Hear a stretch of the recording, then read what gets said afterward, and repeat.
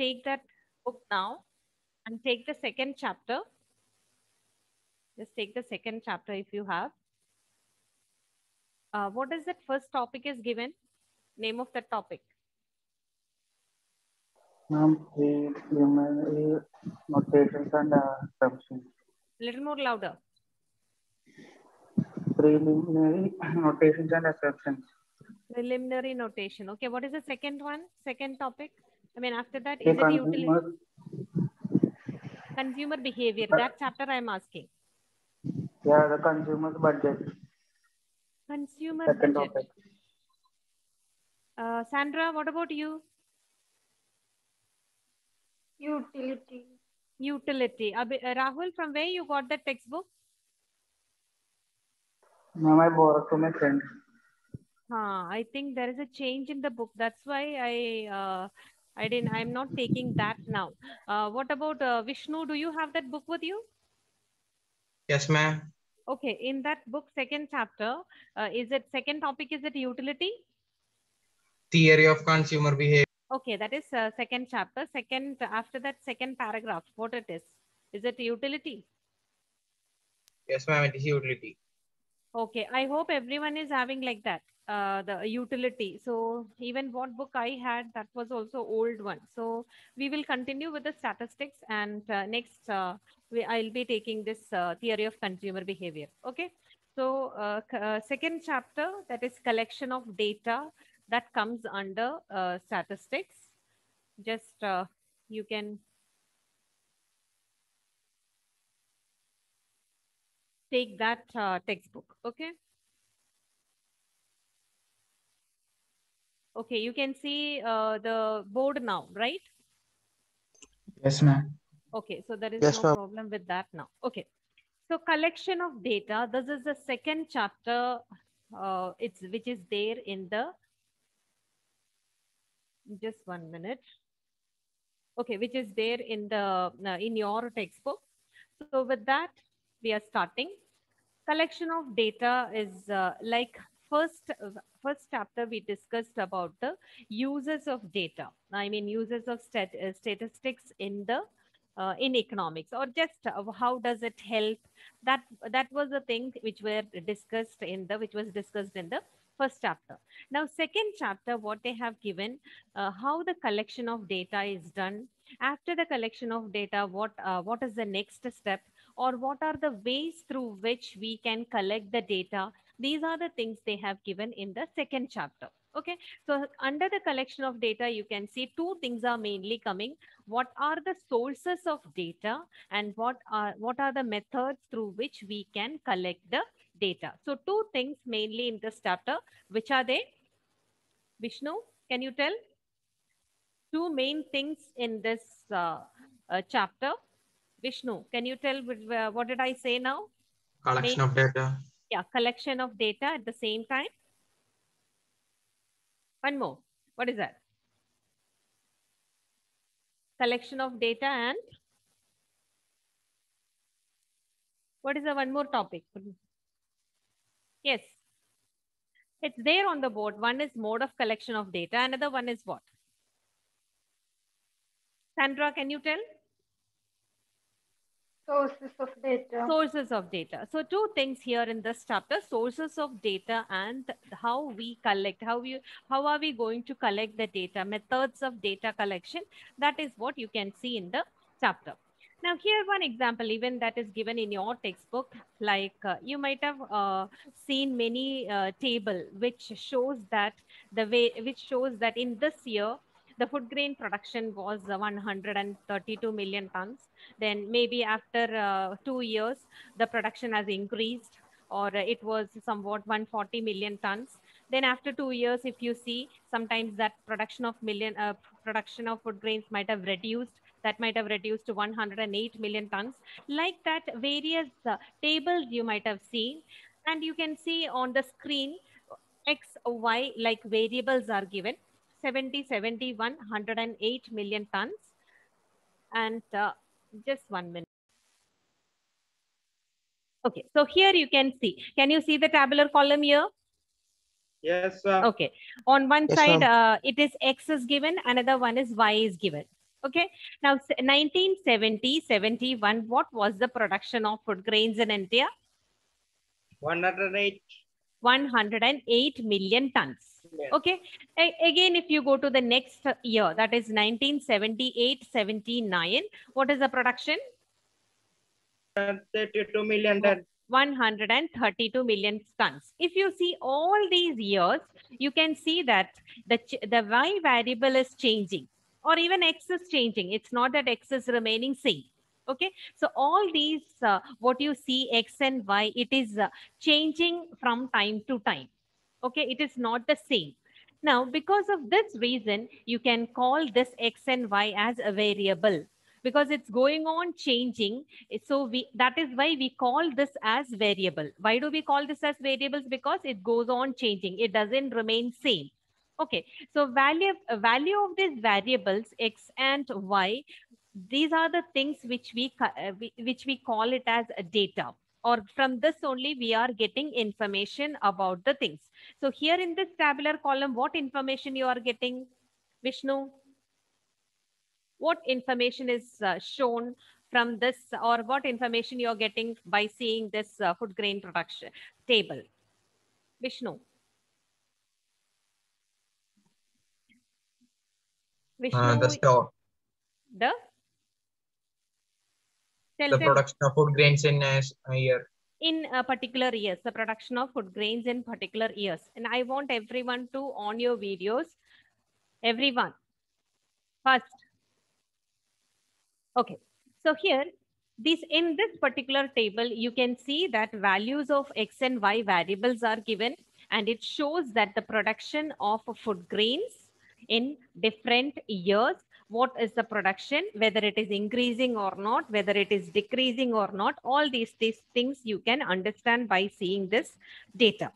Okay, now even you can understand the fluctuations. What do you mean by fluctuations here, Pavitra? What is fluctuation? You can understand the fluctuations. What do you mean by that? Changes. Changes. What changes you can understand by seeing this? Like every year it is increasing.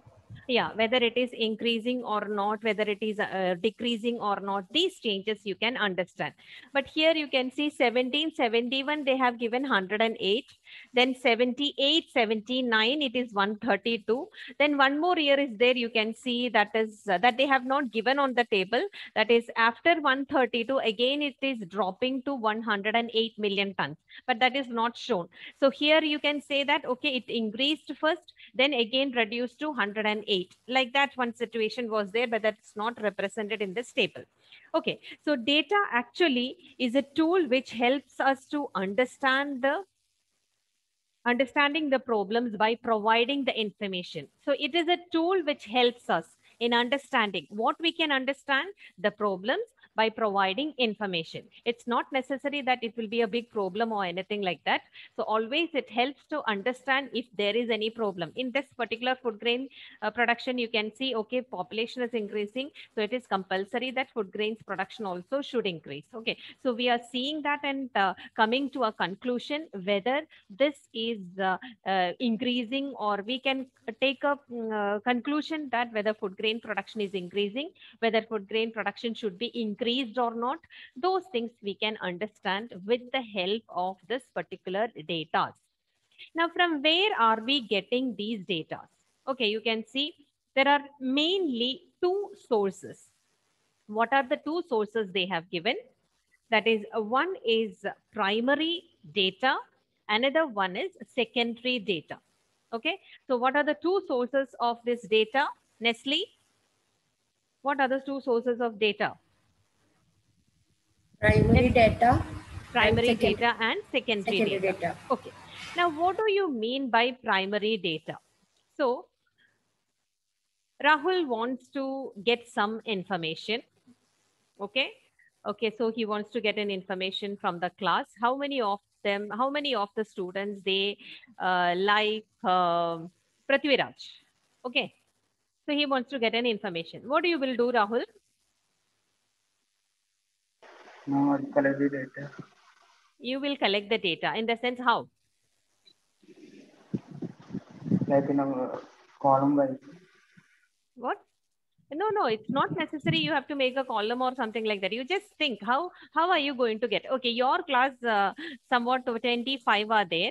So you want to know that how many of them they like Prithvi Raj. Okay, so what you will do? Hmm?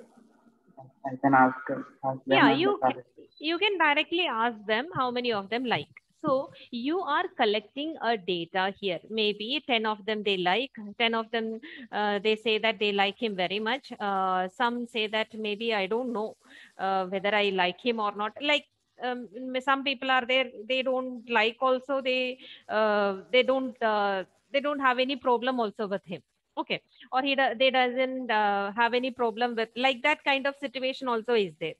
So primary data is something that the collector, those who want the information, that person is going and collecting the data directly by himself. That is what you mean by that kind of data. We call it as primary data. Okay. So what do you mean by primary data, Akshay? What do you mean by primary data? Yes. That we collect directly. Yeah, the data which is collected by the investigator himself. Those kind of data, we call it as primary data. Okay. Now there are some other ways also through which you can collect the data, that is secondary data. Now before that, I'll tell you, in the primary data, you can see some examples are given. One is questionnaire, then survey, photograph collection, all those things. So you yourself are, if you want to know something, or if you want to get to know about something in from your class, you can prepare a questionnaire, or you can do a survey, or you can do the collection. So you are doing by yourself. Those kind of data, we call it as primary data. Okay. Now next come, that is secondary data. So here, you know that sometimes you take the data from whatever you saw now, just previous slide, this tabular column, what you see, that is collected by someone, and it is published, it is given or it is published by the government. Okay. So this data, if we are using those kind of data, we call it as secondary data. So secondary data is not collected by the person who wants to do some analysis. Who did that? You can see maybe sometimes some books are published, or some journals are there, from newspapers you get, from internet you get data. There will be some articles. Based on that, you are preparing your analysis, or you are preparing data. Those kind of data we are calling, or from one source we are taking. It is not that researcher himself is going and collecting. We are using somebody's data for coming to a conclusion. So that kind of data, we call it as, what kind of data it is, Sanam? Secondary. Secondary data. So it is collected by someone, and this investigator is using for his own purpose. So two kinds of data. Ellen, just tell me, what are the two kinds of data? Primary data and secondary data. Okay, Kevin, can you tell what do you mean by primary data? Primary data is what you collect, like photos or questionnaires and. Okay, secondary data. Secondary data is something like what's already published, a book, already published, journal. And the investigator is using that. Okay. Now next you can see there are some differences between primary and the secondary data. Okay. First thing, I told that it is collected by the investigator, or the person who wants to do the analysis. That person will be collecting the data. So that is the first difference you can see. Secondary data is what now? It is already existing. It is not original. Okay. Now, if primary data, we can say that it is original data. Why do we say it is original data?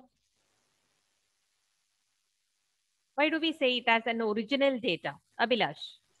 Ma'am, because it is collected directly from Yeah, the it is source. collected directly, and the person who knows it, who collected that, he knows that it is he got this directly from the person, so he can use it for his own in calculation or analysis. So he knows that there is no nothing, no bias in that, or he knows that whatever he collected, it is correct. Okay, but secondary data, if you see, it is already existing and it is not original one. Not original in the sense because he has not collected. What he should do here, he should use that particular data for his own purpose here, or he should make that particular data according to his needs here. Okay, so this is the first difference you can see.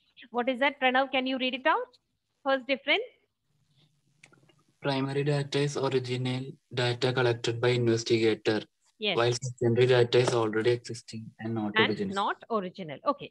Now, second one, you can see primary data we are collecting for a specific purpose. Okay. For example, I told you that Rahul, you want to know about the film actor.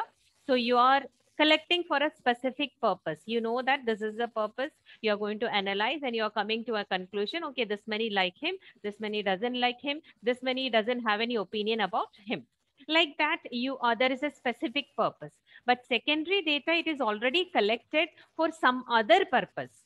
Okay, so you are taking somebody's data and you have to bring that data to your needs. So you are doing some adjustment here.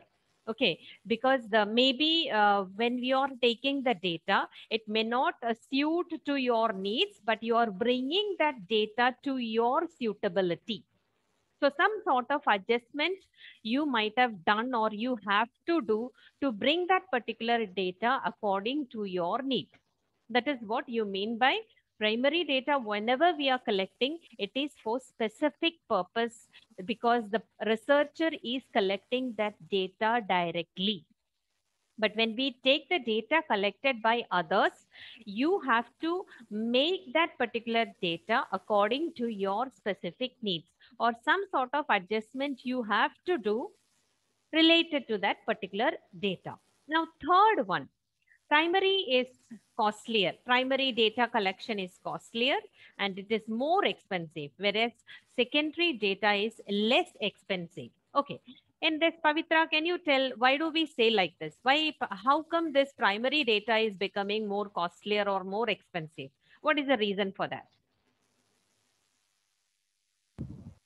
Because primary data is secondary data is already existing and primary data is collected for a specific So how purpose. come how come it will become expensive? For secondary data, we can refer old books Yes, or something. which is already published. Okay, I'm asking how come it is costlier? Primary, how come it is costlier? How is it becoming costlier? What is the reason? It's a new. Okay, just listen. You wanted to know the how the consumption is done in a particular, or how what all things the people are buying from a shop. You wanted to know about it. Okay, or what are the main item to be bought from that particular shop? You wanted to know about that. What you have to do? How do we collect it? How do you collect the data? Hmm? Yes. Pavitra, there is a shop. You wanted to know which item is sold most, or how many people comes to that particular shop. What you will do? We'll write it down. What you will write it down? Like which. Okay, you will prepare a questionnaire. Okay, then what you will do? Preparing questionnaire is enough. Then after that, what you should do with that questionnaire? Few questions you are preparing. Okay, then after that,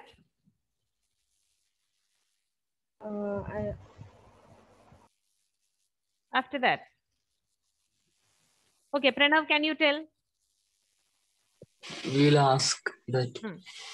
Okay, you are you going, see, many people are coming to the shop. Okay, so are we going to ask that? Okay, okay, there is a way that you can ask also. Any other method? You're having the questionnaire. So what you have to do, Pranav, what you have to do, you're having the questionnaire, then you are asking so many questions. Then what you will do, you will mark all those things. Okay, Abhilash, is there any method? You are having the questionnaire. What you will do with that? I might print it multiple Yeah, copies and you give to print it, people. then give it Give to the the people. Give it to the people, those who are coming to the shop. So here you can see that you are making a questionnaire.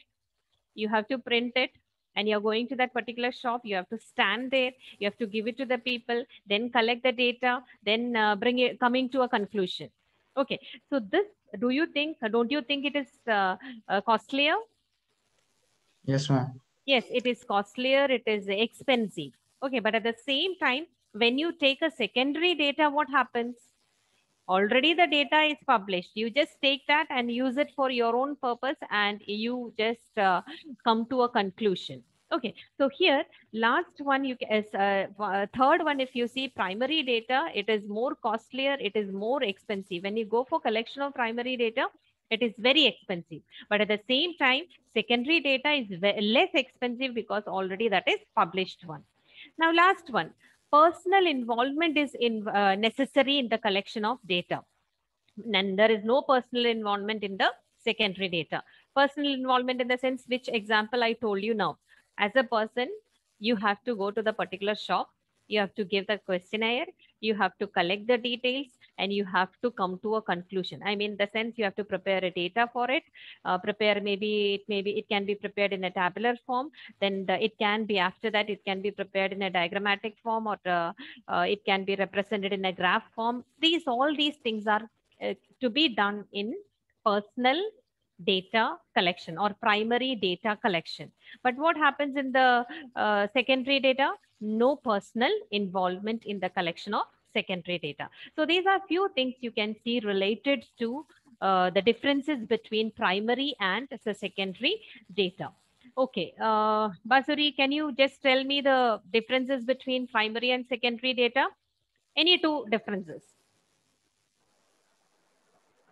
Primary sector is the original data, and Ah, secondary is the not original data. not original. Okay. Primary is costly and more expensive, whereas secondary data is less expensive. Less expensive. Okay. Krishnanuni, can you tell the remaining two differences?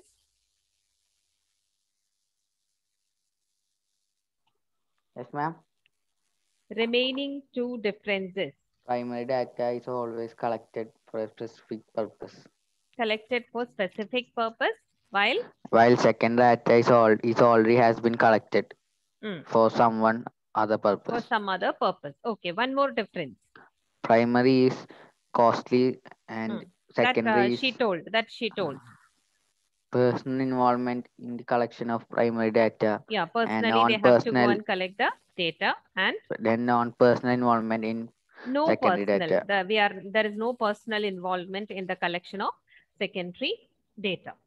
Now, how are we going to collect data? That is the next question. Okay. I told that two kinds of data we have, that is primary data and the secondary data. Now, how we collect this data, that is the next question. So one method, what they have given, one popular method, what they have given, that is conduct a survey. Through surveys, we can collect data. That is one method it is given.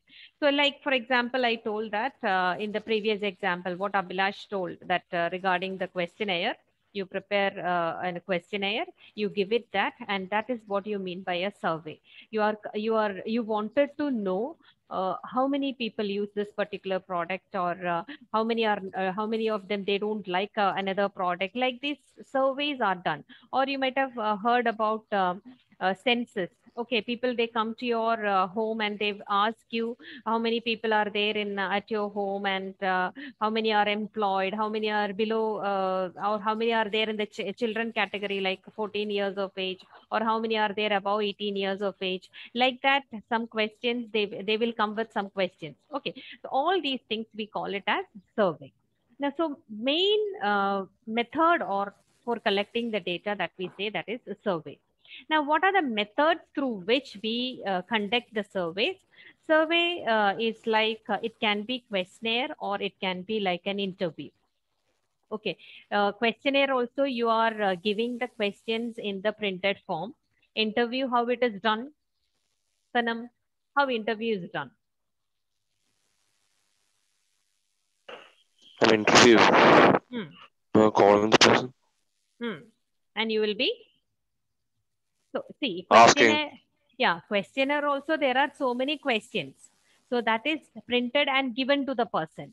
Here, another method is what I said, that is interview. Interview, how they do, there are questions, but it is not given in the hand of a person or anything like that. It will be done in an oral manner. Okay, so questionnaire is, it can be self-administered by the respondent. It can be self-administered in the sense, sometimes you can see that questionnaire, it can be given to the respondent through mails and all.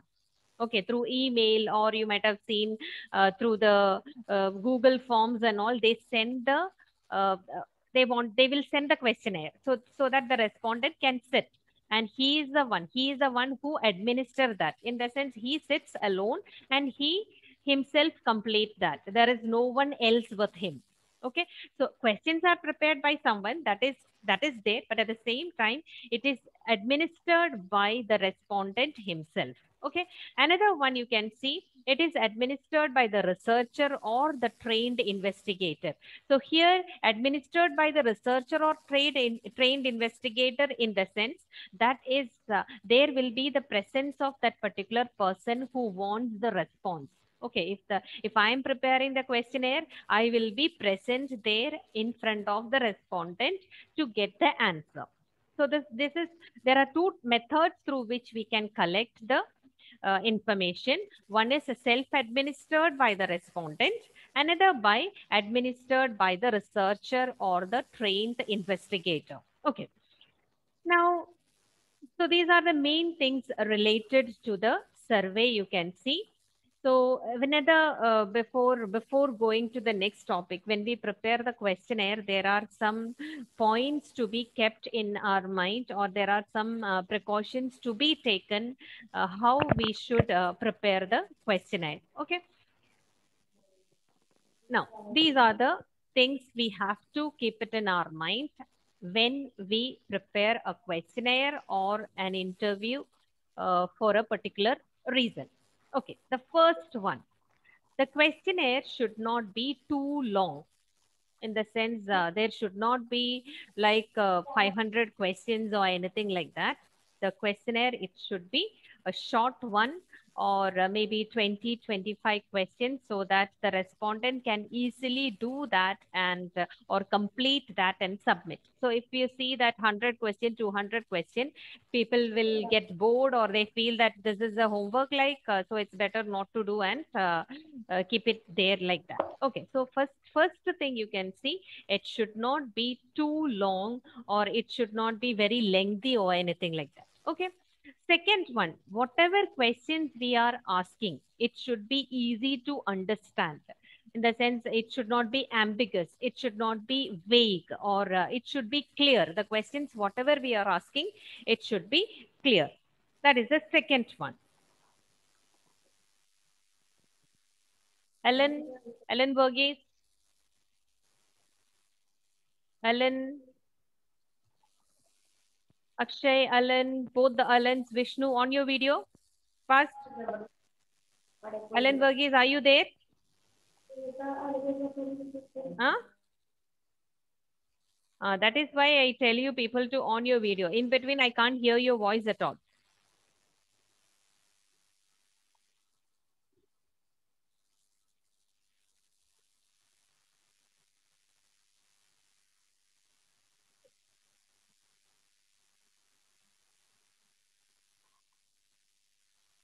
Okay, so here, second one, it should be easy to understand. It should be clear. It should not be ambiguous, or it should not be vague. The question should not be vague, so that the answer, those who are giving the answer, they should not feel that, or they should not confuse that what answer they should give for this particular question. Now, another one, it should be arranged in an order such that the person answering should feel comfortable. Okay, it should not be like here and there. One question is related to one topic and another question is related to another topic. It should not be like that. It should be arranged in such a manner that the person who is answering that, he should feel comfortable. So that is the third precaution to be taken while preparing the questionnaire or an interview. Krishnakanti, can you tell the first 3 points? The questionnaire should not be too long, be easy to understand, and be arranged in an order such that the person answering should feel comfortable. Okay. Naveen, can you tell me what do you mean by self-administered questionnaire?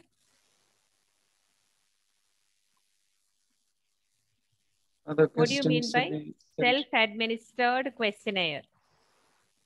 The questions will be sent to the interviewer. Say loudly. The questions will be sent to the interviewer before. Questions will be sent to the interviewer before. Self-administered questionnaire in the sense. Basuri, can you tell? What do you mean by that? Self-administered questionnaire or self-administered by the respondent? The questionnaire will be self-administered by the respondent. What do you mean by that? Interview. Not clear. Say loudly. The interview. Interview. No. Vishnu, can you tell? That's what. Once more, I will be telling that if you all didn't understand that. What do you mean by that? Self-administered by the respondent. One person should, and that person should look. One person. No, you're coming to the point. Person should ask directly. Is it directly? The respondent should do it themselves. Yeah, respondent should do it by himself. For example, I told that sometimes we will be sending the questionnaires to the people or maybe through mail or that. So here the researcher is not directly present.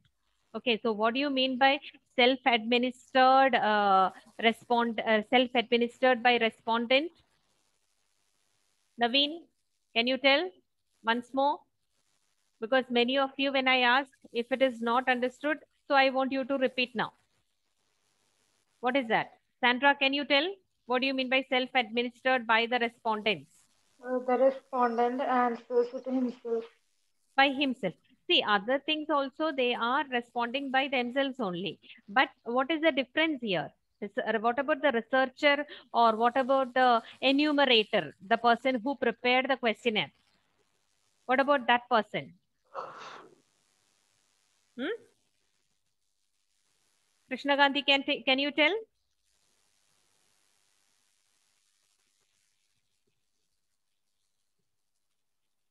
Self-administered by the respondents. Sandra?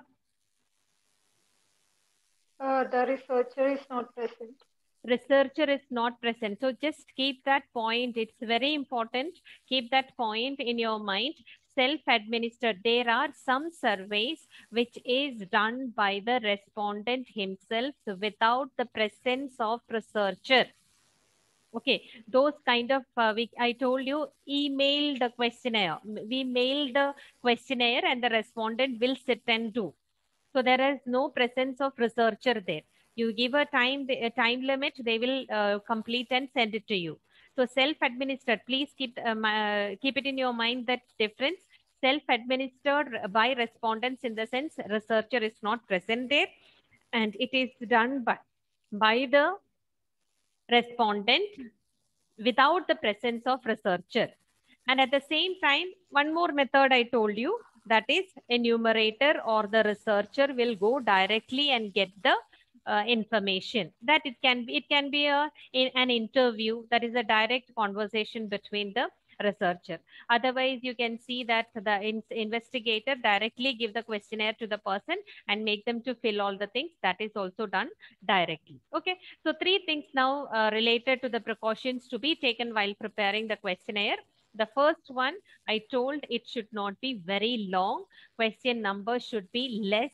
At the same time, the what we are asking, whenever we prepare the questionnaire, what are we asking, or what we wanted to know, get the answer, or what we wanted to make them to get the answer, or or you know that when they are answering, it should be clear for us also. So what we want, the question should be in a proper manner that should be understood by the people. Now it should be arranged in such a manner that those who are answering, they should feel comfortable. You ask one question from one topic, then another question from another topic, it will be a confusion for the respondent. So the question should be framed in such a manner that the person who is answering, he should feel comfortable. Next one, the questions, it should move from general to specific. There are some questions here. I'll just give you one example. It is there in your textbook also. 2 questions I am giving. Is increase in electricity charges, you just listen, is increase in electricity charges justified? Second question, is the electricity supply in your locality regular? 2 questions, just listen. Is increase in electricity charges justified? Second question, is the electricity supply in your locality regular? 2 questions are given. In this, among these 2 questions, which one do you feel it is very easy to answer? Anyone? Is it easy like this if they ask question? Okay, one more question I can give you. Is the electricity supply in your locality regular? Is increase in electricity charges justified? How to put it?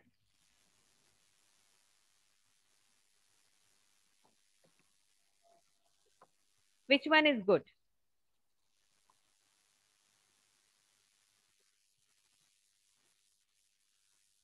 To see, we are what is the point which I told you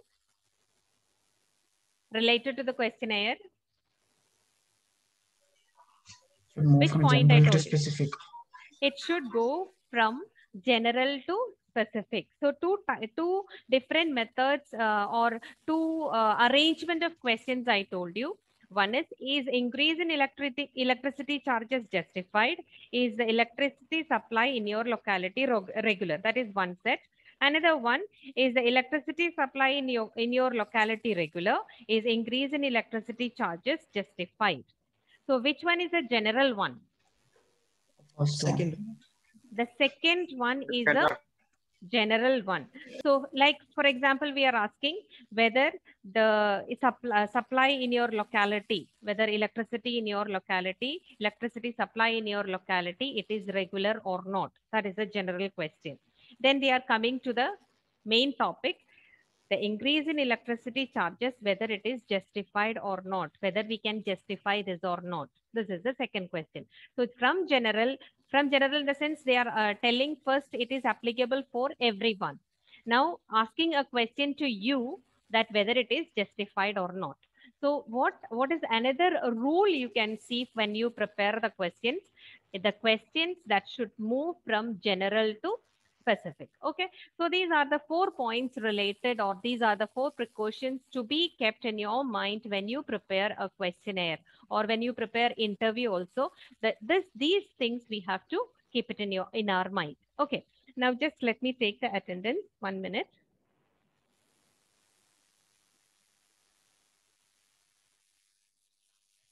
Yeah, Abdul Aman, is he present? Just check and tell.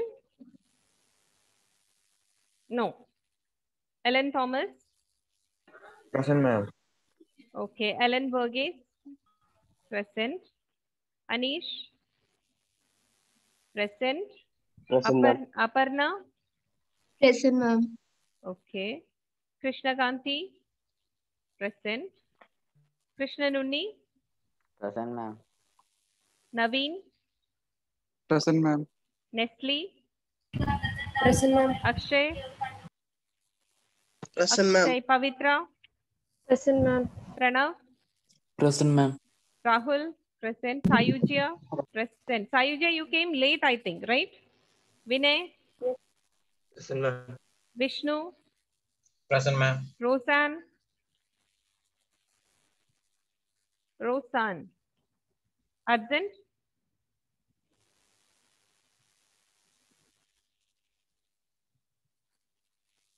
Abhiram?